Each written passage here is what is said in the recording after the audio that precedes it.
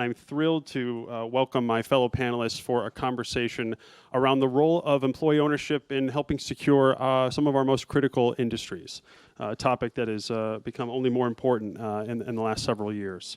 I'd like to briefly introduce my panelists, and then I'll offer some brief remarks before we dive in.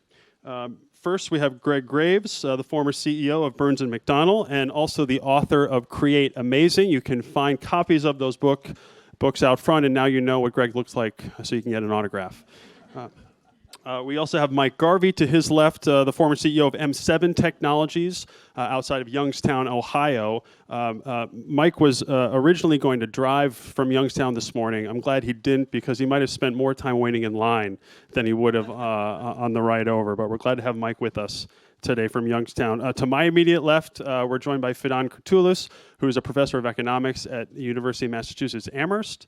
And then finally, Chris Griswold, policy director at American Compass.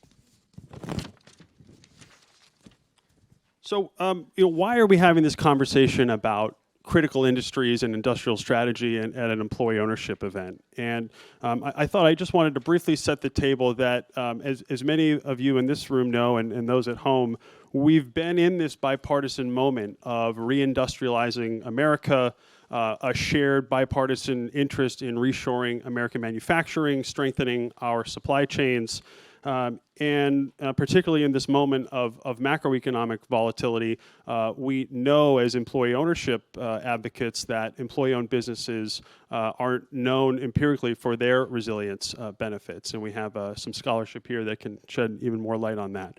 And so it's increasingly, in my view, at least, become clear that as the employee ownership community, we have an authentic connection to these issues, that if we want to have strong supply chains and if we want to have a robust manufacturing sector, then we ought to make sure that employee ownership is as maximally a viable business succession opportunity as possible. And as we all know, sitting here in DC, public policy has a critical role to play in that. So I'd like to first hand it off to Greg. Greg, if you could tell us a little bit about Burns & McDonnell and your role in the field, and then if you could riff a little bit on our macroeconomic context and how, in your view, that ties into an employee ownership conversation. I'll do it. Thanks for having me. Thank you, Dr. Blasi, for having me today.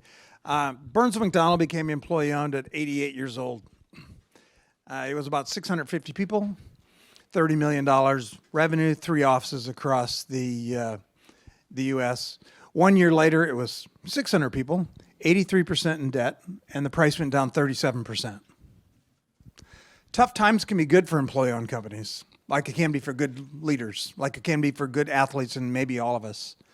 7 years later, we were out of debt. We were 900 people, and our stock price had grown 400%.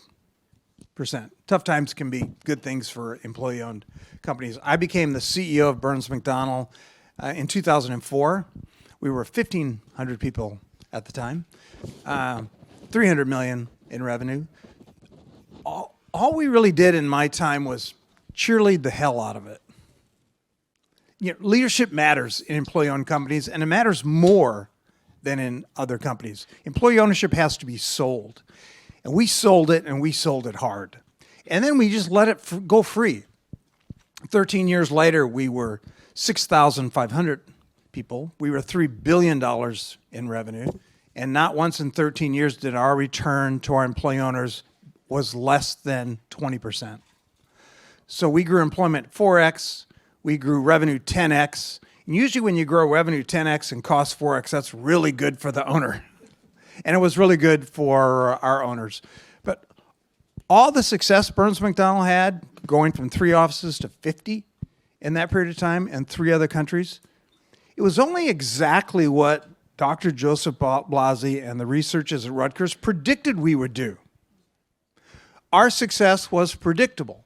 And I think that's why we, as a group, can come to this town and say, if you will do these things, we will make America better in all the ways you're looking for right now, whether it's manufacturing or whatever.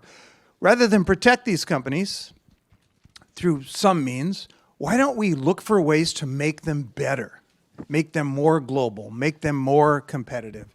In my time at Burns McDonnell on the ground floor, and in my research for my book, Create Amazing, there were two profound things that, in my opinion, I discovered, which probably weren't discoveries.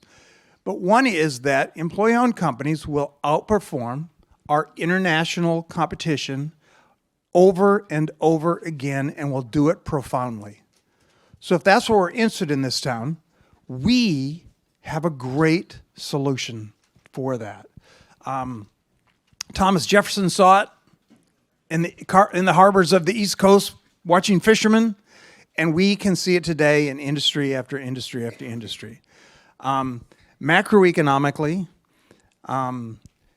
we can't sit here in this room and say employee ownership is more important than trade policy, or we'd have a bigger room. We can't say in this room that employee ownership is more important than tax policy, or maybe even interest rate policy. But isn't it time that in this town, we're not the 15th most important strategy for the economy of the U.S., for creating a broader tax base, for creating greater wealth within our country? You heard it talked about earlier. One group seems to only care about the size of the pie, and the other group only seems to care that the pie is split up evenly. But poor and equal isn't the goal. The goal is a bigger pie and an evenly produced bigger pie as we go. And all of those things are what we do. All of the great issues in this town right now that are being talked about, whether they are problems or not, are things that we address. And so no, we're not going to make 300 million employee owners in America, even if they were all ESOPs, thanks to Jim. But what if there were 10 million more? What if there were 20 million more? We would make more than a dent in America's retirement issues, in America's wealth, and what's often forgotten, in America's philanthropy. I've never met a group of people more philanthropic than employee owners from ESOPs. Thanks for having me, Jack. Well, thank you, Greg. Finan, I want to go to you next. Greg's claiming that we're going to, as employee-owned companies, outperform the international competition over and over again. You've been knee-deep in the empirical data on these questions. You've produced some of the leading scholarship in this area. I know you have some prepared remarks to share with us to give us a sort of a broad landscape of what that data tells us. I'd like to hand it off to you. Great. Thank you so much. Good afternoon, everybody. It's such an honor to be here today. As Jack said, my name is Fidan Kurtulis, and I'm a professor of economics at the University of Massachusetts Amherst, where I'm also the founding director of the Center for Employment Equity. I've been doing research on the correlates and consequences of broad-based employee equity ownership for the past 15 years. And I've also had the fortune of being involved in the Rutgers Institute for Employee Ownership for almost that long. Today, I was tasked with speaking about what the research evidence has to say on how employee ownership can strengthen and retain manufacturing and the industrial base of our economy. And so I want to talk a little bit about the economic research evidence on that. I'm going to first start off with the prevalence of broad-based employee equity ownership in the U.S. economy. Then I'm going to talk about how employee ownership can improve employment stability in all sectors of the U.S. economy, the relationship between employee ownership and worker productivity, and finally, I'm going to conclude with my most recent research on the manufacturing industry using U.S. Census data. Okay, so first, regarding prevalence. According to the 2022 wave of the General Social Survey, which is a national survey collected by the National Opinion Research Center at the University of Chicago, 24.5 million employees at for-profit companies own some stock in the company where they work. This amounts to about 20% of workers at these companies holding company stock. 25.7% of all employees in durable manufacturing and 27.5% of all employees in non-durable manufacturing report owning stock in their company. Data from the 2022 wave of the Department of Labor's Form 5500 pension database shows that there are 10.9 million employee share owners in over 6,000 companies with ESOPs. So this suggests that ESOPs are one of the largest forms of employee share ownership within the employee share ownership phenomenon in the United States.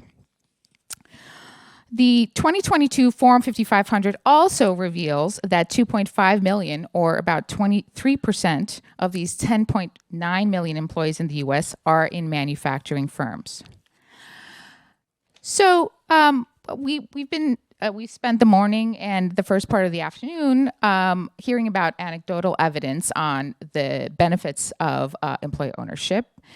A couple of years ago, I wrote a book with Professor Doug Cruz at Rutgers University, showing that firms with broad-based employee equity ownership provided greater employment stability to their workers during the recessions of 2001 and 2008. That is, when faced with negative shocks, employee ownership firms were less likely to fire their workers than firms without employee ownership. We looked at all publicly traded firms during this decade of analysis from 1999 to 2011, which included these two recessions, one of which was the Great Recession. We used the Form 5500 pension records from the Department of Labor. And I just want to give you a couple of numbers, some estimates of the effect of employee ownership, which we found. So we found firms without employee ownership in their defined contribution plans decreased employment by 3%, in contrast to firms with any employee ownership, which decreased employment by only 2.8%, and firms with any ESOPs decreased employment by only 1.7%. So the overall pattern here is that firms with employee ownership were more likely to retain workers, more likely to provide employment stability to their workers when faced with financial distress. We also found that employee ownership firms were more likely to survive through these recessions. Firms with employee ownership were only 78.6% as likely as those with no employee ownership to disappear over the decade that we analyzed. Furthermore, the share of the firm owned by employees had a big impact on firm survival. Firms where the share of the firm owned by employees was 5% or more were only 77% as likely to disappear as firms with less than 5% share of employee ownership. So what is the big picture here? We're finding that employee ownership is linked to greater employment stability and greater likelihood of firm survival through recessionary periods. And this means that there are strong positive externalities of employee ownership on the overall economy, which include things like reducing unemployment and thereby its harmful effects on communities, like higher crime and lower tax base for supporting infrastructure and public goods, lowering government expenditures on unemployment compensation and other forms of support for dislocated workers and economically stressed families, and boosting consumer purchasing power and aggregate demand for greater macroeconomic stability under recessionary pressures. Therefore, there is a clear justification for widespread government support to broaden the prevalence of employee ownership in our society. And so we support introducing tax policies that would create greater incentives for firms to adopt broad-based employee share ownership, and introducing programs that can spread information about the benefits of employee ownership and how employee ownership programs can be set up at firms. I want to conclude with just a couple of remarks about my most recent project using U.S. Census data. So here we're looking at the following question. When workers have ownership stakes in the companies where they work, does labor productivity rise? So for now, we're looking at this very specific thing, effect of ESOP adoption on labor productivity. We are looking at this fundamental question using the largest data compilation effort to date on employee equity ownership in the United States, where we're linking data from the U.S. Census and the U.S. Department of Labor. And we think that this is the next big thing for impact investing in ESOPs.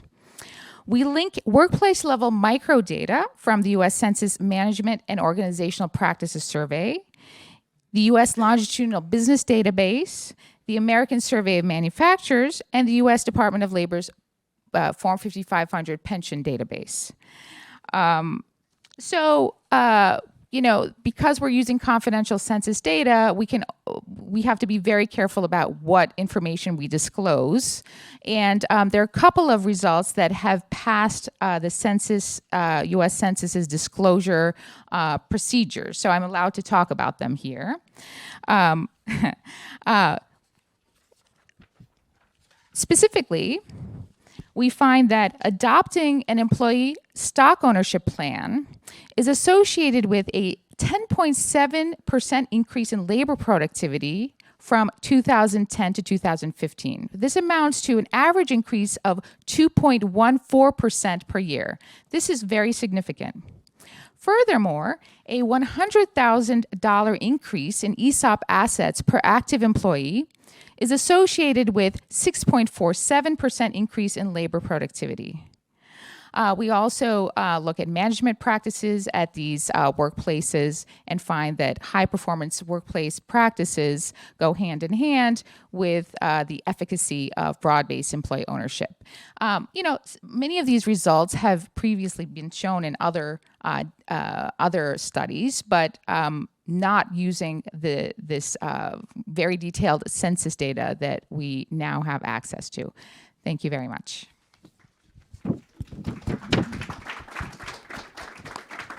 Well, thank you, Finan. I don't think it's possible to overstate how important some of these findings are, particularly the latest and greatest on the labor productivity piece. So, what I'm hearing is Greg, both from intuition and experience, is saying we can beat the competition both domestically and internationally. And if you got a 10% labor productivity premium, and the data backs it up in statistically significant way, that's pretty compelling. Let's go back to the company perspective. Mike, I want to bring you in. As I mentioned, you're coming from Youngstown, Ohio, which, as we know, is the heart of the industrial heartland. It's been on the wrong end of so many of these offshoring dynamics and the consequences both for workers but also the community writ large. Tell me about how M7 Technologies initially became an ESOP. What was that journey like, and how has, as the company has continued to grow, how has that sort of been an antidote of sorts? Sure, thank you. So I think that I'd like to give a little background to M7 first. I'm third generation in manufacturing business. My grandfather started a bronze foundry in 1918 to supply the steel mills in probably a 60-mile radius. I think he said that there were 23 independent steel mills at that time. And, so my dad worked at U.S. Steel right out of school during World War II, came to work with his father, my grandfather, and that was in 1944, 45. And I was very fortunate to be raised in a very prosperous situation. And back then, Youngstown was known as the home for home ownership. We had the highest home ownership in the country at that time. And so I went to school, and I was originally going to study engineering, and no offense, but I found it to not be a good fit for me. And so I took some summer school courses in Cambridge and came back to Michigan State and decided I was going to major in finance with minors in economics and accounting. And my lifelong dream was to work on the floor of the New York Stock Exchange. I graduated in 1983 and put some Youngstown grit in the mix, and I hustled a job on the trading floor. And I was there for a couple of years until my dad got sick. So I decided to leave my job in New York and come back to Ohio and help my parents out. When I got there, my dad was in reverse isolation in the hospital. They didn't know exactly what his condition was, but it was not good. My mom was beside herself. So we dug in, 100-hour weeks, taking the foundry truck and driving it from Chicago to New Jersey to Kentucky to Middletown to Cleveland, Pittsburgh, all of that. And we finally got the foundry turned around, and just as we had it turned around, we had a disastrous fire that we were the casualty of the fire. So we had a small machine shop, and we got to work on that too. So long story short, we went, fast forward, maybe 15 years later, and we decided that we were going to build a brand new shop and plant. And I'll never forget the night that I came back from meeting with the banks and telling my wife, "You're not going to believe how much money the bank's going to lend us." And so, fortunate, my wife's father was an entrepreneur also, and he had a saying: borrow as much as you can for as long as you can and pay it off as fast as you can. So we adopted that approach in the financing of the company, and we just dug in, built a brand new facility. We based it on technology. We had the legacy internal tribal type knowledge of, from the United States and from steel manufacturing, and more importantly, heavy industrial manufacturing. And we were able to then introduce leading edge technology that elevated that tribal knowledge to tribal knowledge plus technology. And as a result, we were very successful on it. So fast forward to a few years ago, my brother Lee, who was an MD PhD, he had his PhD in cardiovascular physiology, electrobiophysics. He died of a heart attack, My dad died of a cardiac instance. My mom died of a cardiac. So I said to my wife, I am not going to try to disprove genetics. we have to start thinking about an exit plan here. So right around COVID time, so we took it about a year to get the books together and start, figuring out how we were going to do this. And we hired a business broker, and we talked to a bunch of private equity. And the more I got involved with private equity, the less I liked them. So if there's any private equity in here, I'm sure you're good people, but I don't like you. So we went through several, starts and stops with private equity, and to the point that I just told the business broker, we're going to end this relationship. We're going to figure out something. My outside accountant said, "Hey, you guys have the perfect culture. You're set up perfectly for an ESOP. Why don't you start looking at that?" So at the time, I had been asked to serve on the National Advisory Board for the MEP program. If you're all familiar with that, it's a manufacturing extension partnership. It's out of NIST. And so in my due diligence before I accepted that request, I was looking through their previous meetings minute, and I found that there was a presentation on ESOPs, and I made contact with a person that made that presentation, and all of a sudden, the skies opened up, the sun came down. I said, this is perfect, because in my research prior to building M7 with all of that available credit, I did a self-directed research project. I wanted to know why certain companies succeeded and other companies failed. Why did Walmart do so well and Kmart have to file bankruptcy? Why did Federal Express do so well and the U.S. Post Office has problems? I wanted to figure that out. And the data that precipitated from that research was it was all about culture. So then I started to think about and read about culture, and we were very fortunate to have been successful in establishing a great culture. We have basically zero turnover. Our employees stay with us forever. We treat our employees like professionals, like they are, and that's not really common in Youngstown.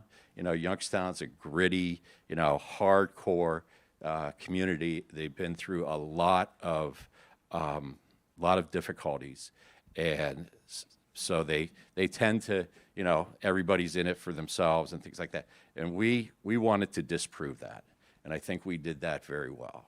So that's why we went with an ESOP, to make sure that we covered and protected the employees. Well, thank you, Mike. And just one word just came to mind as I listened to your remarks and story, which is resilience, right? It's a word that we've heard, and I think every speaker thus far, both personally, but also how that, you know, infused itself in the DNA of the company. And so, you know, thank you for sharing that. I want to go over to Chris. We call it perseverance. Perseverance. All right, I'll take that too.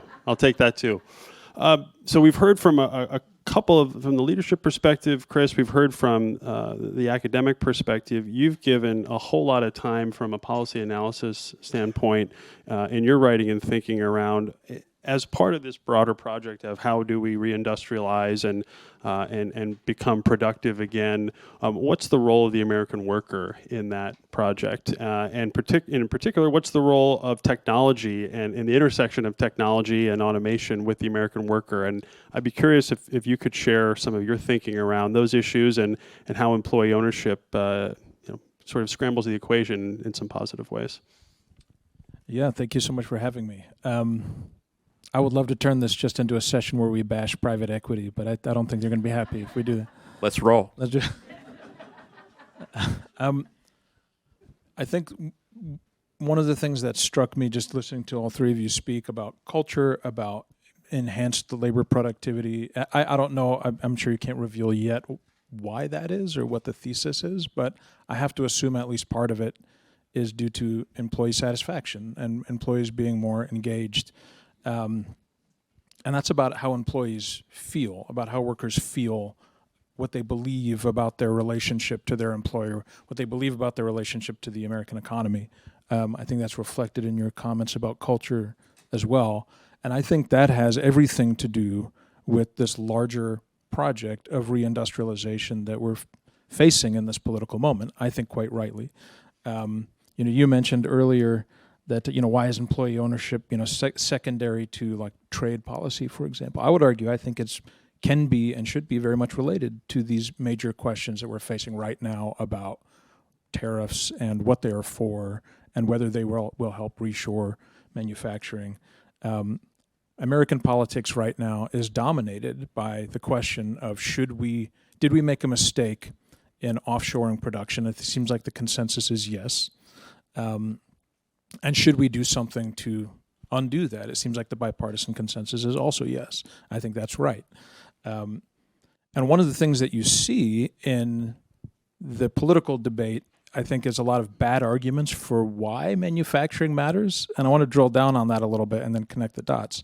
You hear, I think, some people make a crass argument that manufacturing, restoring American manufacturing might and productive capacity matters because manufacturing jobs are good jobs and we want more of those good jobs.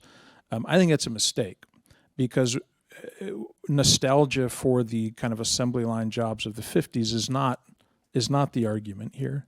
The reasons why manufacturing matters, I think, are much deeper and more systemic. They matter because being able to produce things affects our ability to innovate. It's because of the way that productive capacity roots local economies, especially in struggling regions that have lost that productive capacity. It matters for economic resilience and supply chain resilience. It matters for national security reasons. It's not a jobs program. It's because of the unique role that manufacturing plays in a healthy economy. And one of the things that means is that we should be looking at high-tech manufacturing. Like, it is a good thing if we bring factories back and there are fewer workers in them than there used to be because we have automated, because we've embraced productivity enhancing technology. That's not bad, that's good. That serves the role that manufacturing should be playing in our economy. And I say all that to get to this point, is that once you get there, that restoring manufacturing is good, but it doesn't necessarily mean more manufacturing jobs. You're starting to put your finger on a really salient political tension, which is workers' fear of being replaced by productivity-enhancing technology. And that is a highly, highly relevant tension that I think is latent in our politics that has not been resolved. It flashes at points like the longshoreman labor dispute recently, where workers are afraid of being replaced. That's valid. It is also valid to say that like manufacturing productivity has declined in the U.S. for the last several years. That's insane. That's crazy. And one of the reasons is because of a reluctance to embrace new technology. So you have this tension that is potentially standing right in the way of exactly the kind of turn back to manufacturing that we need. And one of the reasons I am so intrigued and fascinated by employee ownership is because of its capacity potentially to help ameliorate that tension. And I think, your research is highly evocative, right, on this point, is that when workers feel a certain set of ways about their relationship to their employer, their attitudes towards a whole bunch of things change, and one of those things is technology. So I'm fascinated by this growing body of research that indicates that employee-owned companies have a different attitude towards productivity-enhancing technology among their workers than non-employee-owned companies, because the way a worker conceptualizes their role in that situation is totally different. If you believe your employer sees you as just a widget, a factor of production to be replaced by a cheaper one if possible, you have every incentive to resist that. If you see yourself as aligned with the interests of your employer because you're a part owner of the business, that's an entirely different calculus. And so you see in some of this research, there is enthusiasm for new technology among employee-owned businesses, at least more so than the alternative, which makes sense. And you see, Mondragon is a classic example, for example, where this technology is embraced. It's not used as an excuse to lay off workers. Workers are interested in enjoying the fruits of that increased productivity, and they do. And so it's just employee ownership suggests to me that there is a better way to think about how workers can and should relate to this question of automation, to the advent of AI, to the embrace of technology. Because if we don't resolve that, if we don't square the circle on that, then we are going to have political obstacles to exactly the kind of reindustrialization that all of us, by this point, agree we desperately need. So I guess that's me stepping back a little bit and trying to connect the dots of the themes I'm hearing. And that's my view, is that part of the reason I'm excited you all are in this room is because of the potential of this topic to help resolve that conflict. Thank you, Chris. What you've articulated is, I think, an accurate description of this relatively recent bipartisan consensus that losing our manufacturing base, our productivity base, was a generational mistake, right? We let that go. And if we had to do it over again, we probably would make different choices. And I would submit to this room that we do have that opportunity to do it again. It's called the silver tsunami, right? And we know that not only are there tens of millions of small businesses out there with baby boomer business owners, as this group well knows, but my team recently did an analysis of that the critical industries, the industries that various government agencies, Commerce, DOD, will literally put out lists to say these are actually the individual industries that are most critical to our national security, our economic security. These industries, of course, are even more likely than your average small business to be facing that business succession in the near term. So this is a real industrial risk, and to your point, Chris, I think has an opportunity to change the relationship of the American worker, to their work. I want to go back to Greg. We talked a lot about culture. We heard a little bit from Fidan about some of the sort of empirical drivers of that. But Greg, Burns and McDonnell, one of the largest ESOP companies in the country. How is employee ownership and the culture behind it, and the work and the cheerleading and the efforts that you and your team put in over the years? How has that created a competitive advantage that could be replicated across the country? So the research that we just heard is excellent backup for what we all see on the ground level, and it's typical for what Rutgers and now the University of Massachusetts and others have found. And I can guarantee you one thing: ESOPs are going to outcompete even more in tough times than in good times. And so if the country goes into recession again, it will unfortunately be another great time for research, because it'll be a great time to prove that, again, just like COVID did, just like the great economic recession did. And it is not because the CEOs of these ESOP companies come to work and say, well, we're 50 people long, but gee golly, I love them and they love me back, and so we're not going to let any of them go. It's just not how it works. It's just not how it works. If you're 50 people long, you're 50 people long. The reason is that what does an owner do during tough times? They work harder. They buckle down, right? They go see their client. They make sure that if there's only one job on the street instead of 3, they damn win it. And so there might be some level of consciousness, I guess, that occurs, that maybe there's some of that percentage is due to employee ownership companies, thinking long term, yes. Thinking more about their workers, yes. But what it really is I'm not 50 people long. I might only be 15 people long. And there's not a company in my size, employee owned or not, whether they're cutting down trees or they're making steel or they're doing engineering, that doesn't have 15 people that really don't deserve to work there anymore, that aren't really the employee owner type. And so it is a proven fact that during good times, employee-owned companies will outcompete, but during bad times, they will sure as hell outcompete. And it is absolutely culture. ESOP doesn't make culture. Leadership and employee owners and all the people who work there make that culture. ESOP's only the tool, and it is the best tool ever. But it is only a tool. And so if you don't cheerlead it, work the hell out of it, make sure there's daily accounts like we talked about in the Uber on the way here, that people can feel it, sense it, and get to that whoa moment when they say, wow, my ESOP is worth more than my house. I'm never leaving this place. And now great economic advantage can be had. Well, speaking of great economic advantage, I mean, Fidan, you mentioned labor productivity and the pretty profound findings that your most recent research has come up with. I read a New York Fed post a few weeks back talking about this problem of declining labor productivity in American manufacturing. And maybe the most startling piece about it was the research community doesn't know why.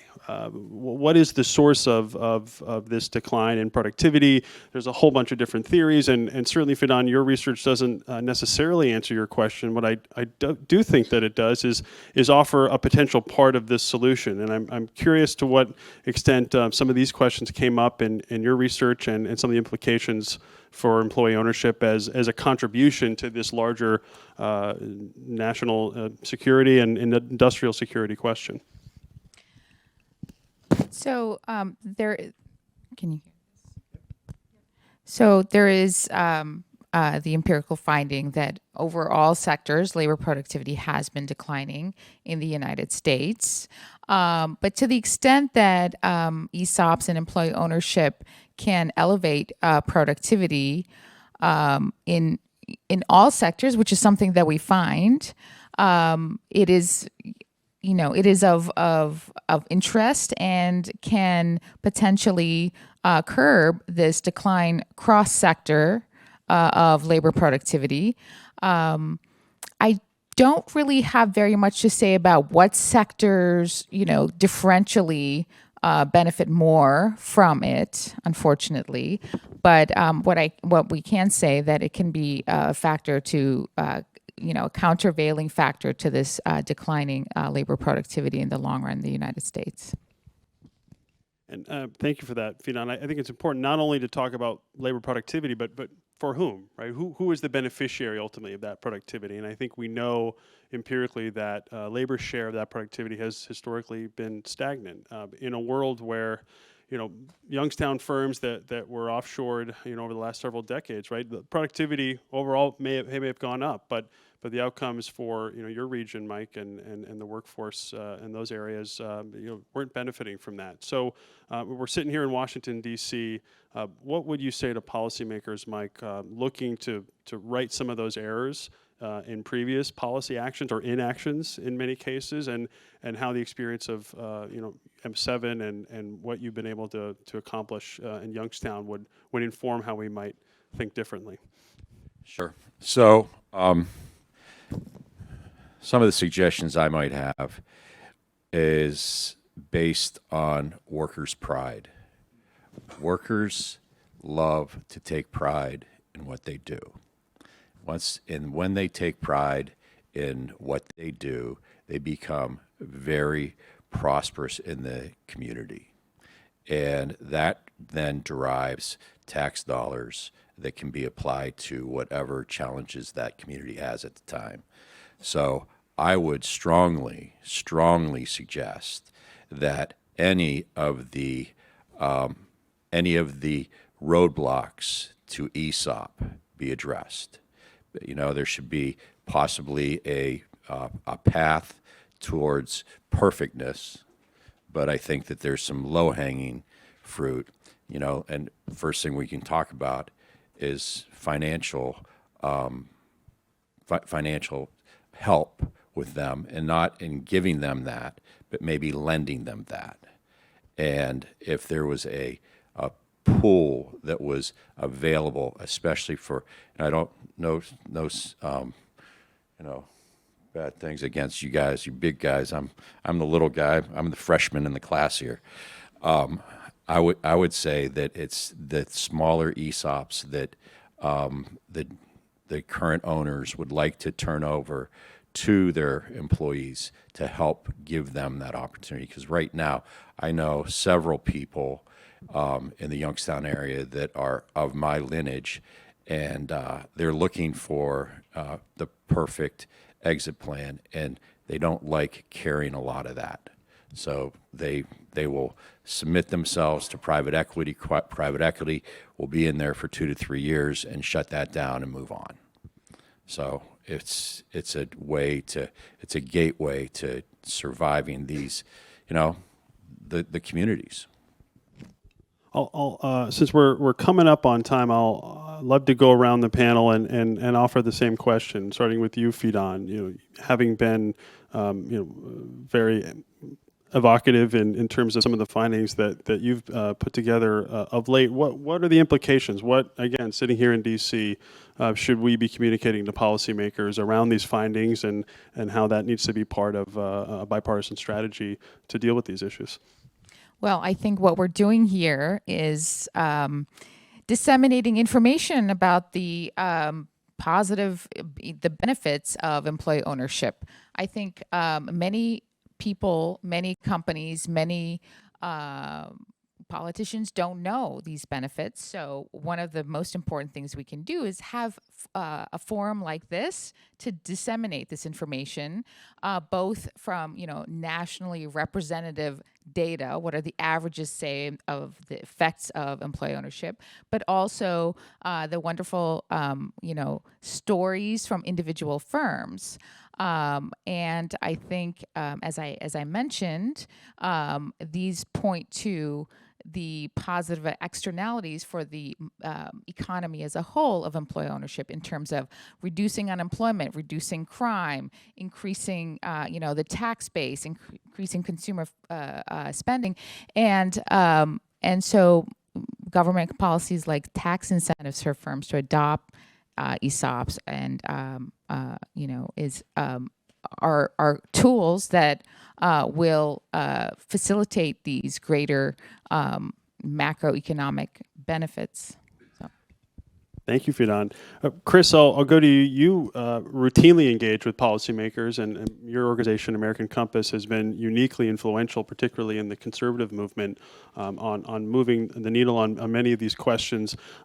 Going back to Greg's comment, we're at 15. I think that's a generous rank order of where employee ownership is. We might, in many cases, be further down the priority list.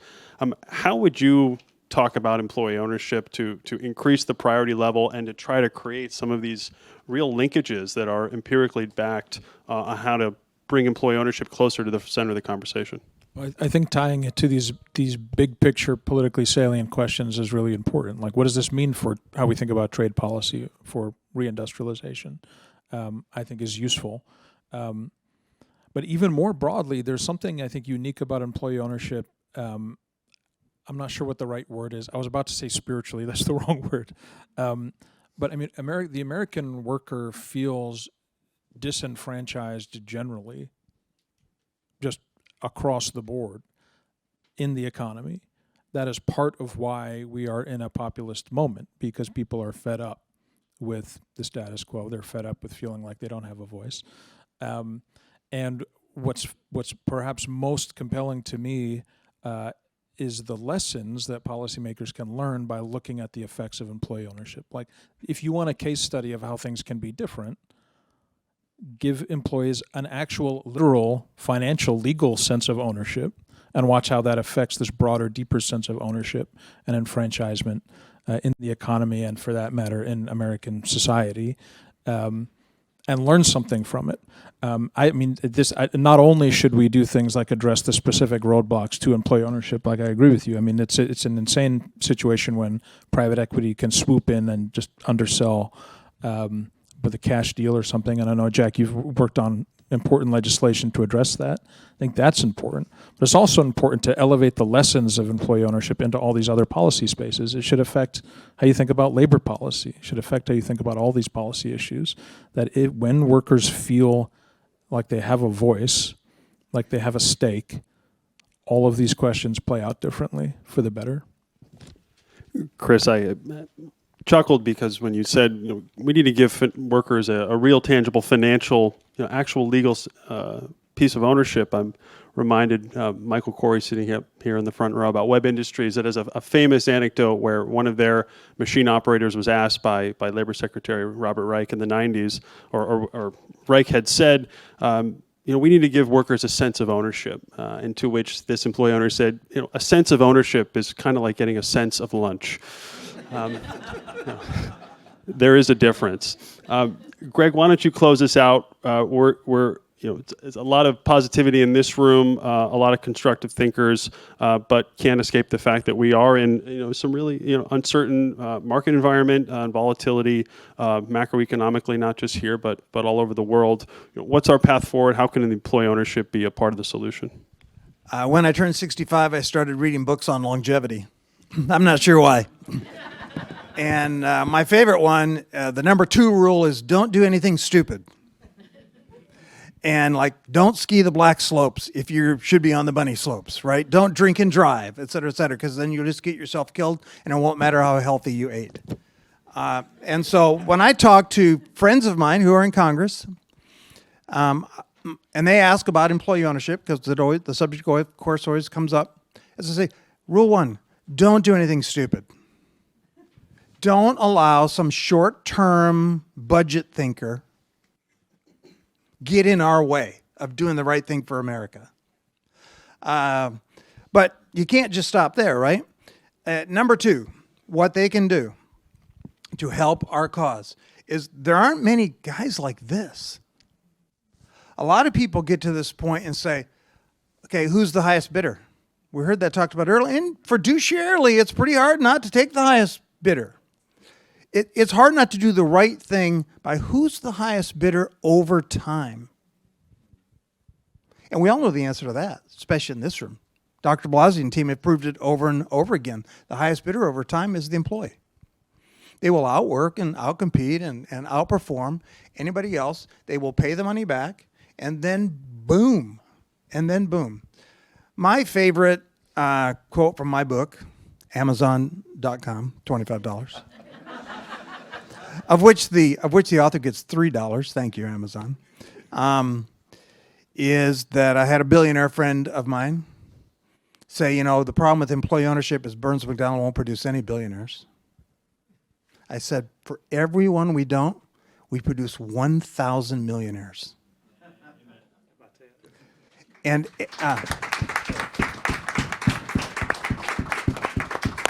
it's why the 9th biggest employer in Kansas City has the biggest United Way campaign.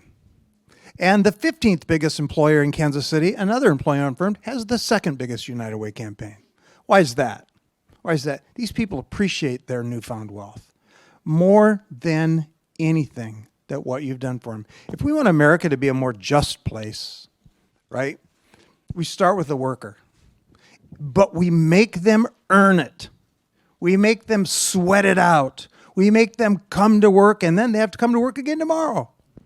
And we enjoy and appreciate their success more than any other cause in this country is what we're doing right here in this room. So go out and attack your local congressman, senator, and say, this is where we need the help. We need it to be easier and more economically advantaged for the owner to sell to their employees rather than to the highest bidder. Thanks, Jack.